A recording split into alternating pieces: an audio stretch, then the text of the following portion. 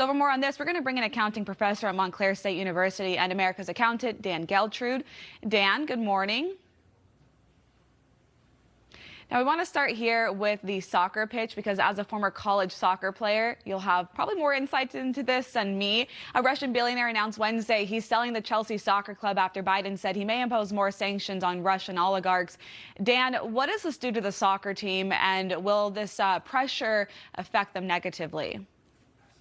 Well, Amanda, you're really going back in time bringing up my college soccer days. But as far as the impact of this on the soccer team, it's really going to be minimal, if anything. I mean, the owners of a club, the players go out to play and get paid to play. That's one aspect. What this is really about is trying to have a Russian oligarch here be seen as a good guy, because he's saying, well, I'm going to sell my soccer team, Chelsea, and after selling my interest, I'm going to donate it to a cause to help Ukraine. So please don't take my other assets. So that's what this is really about. Maybe he's a good guy, maybe he's not, but he's certainly trying to do a good deed to save the rest of his assets. Well, as we know, we just recently saw that billionaire from Russia also lose his super yacht, which got seized by German authority over there. Now, we do want to bring in Hillary. Hillary, there has been a mass exodus from Russia for major brands,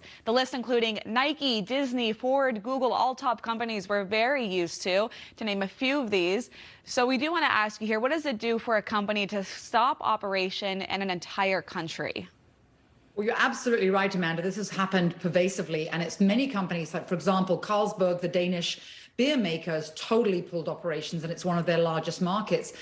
Ford was one of the first car companies to say we're no longer doing any business there. Same thing with Volvo. What does it mean for them? Well, in terms of like Apple shutting stores, what it means part of their revenue. It's not actually a huge part. I want to put in perspective the Russian economy for a US viewer. The Russian GDP is actually smaller than that of 3 American states, New York, Texas, and California. So while it is a hit to their bottom line, the most important thing is what they're doing is self-sanctioning. Could it be the optics? They just want to look good to the marketplace? Maybe, but the self-sanctioning is the moral and ethically right thing to do. So they're doing it in terms of their brand recognition. The self-sanctioning is the right thing to do, and it's been across all industries. Dan, given that Hillary is saying these companies are self-sanctioning, do you think they're going to see a drop in their stocks? Well, of course, it is possible, right? Because you have the loss of sales. But I don't think that could really be the focus here. I think there's a much bigger play on a global scale. If what Russia is doing with Ukraine, if that were to succeed and go unpunished, both militarily and economically, well, what's next? So there could be some short-term pain here, no question about it, for those shareholders. But, you know, sometimes we have to really look at the bigger picture. So I think we're going to have to accept that the stock market, and specifically some of these companies that may be brave enough to do this against Russia, well, they're going to feel the heat.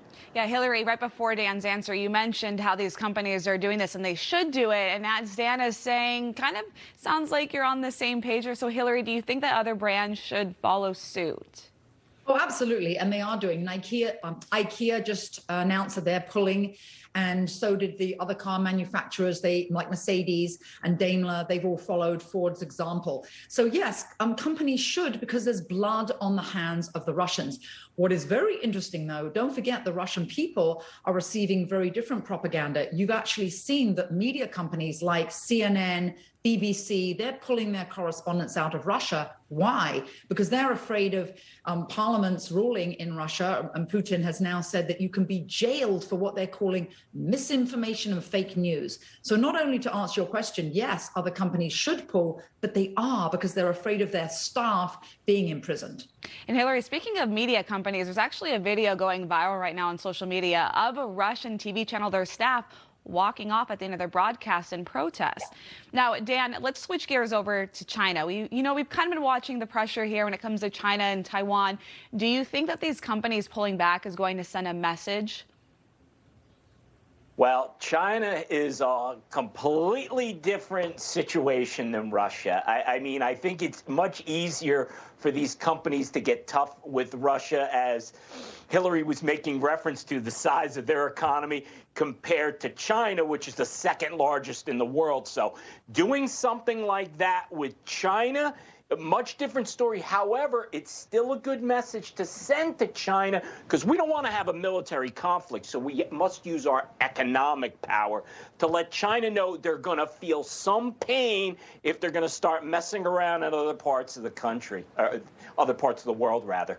Dan Geltrude and Hillary Fordwich, thank you so much for joining us this morning. Pleasure. Thank you. And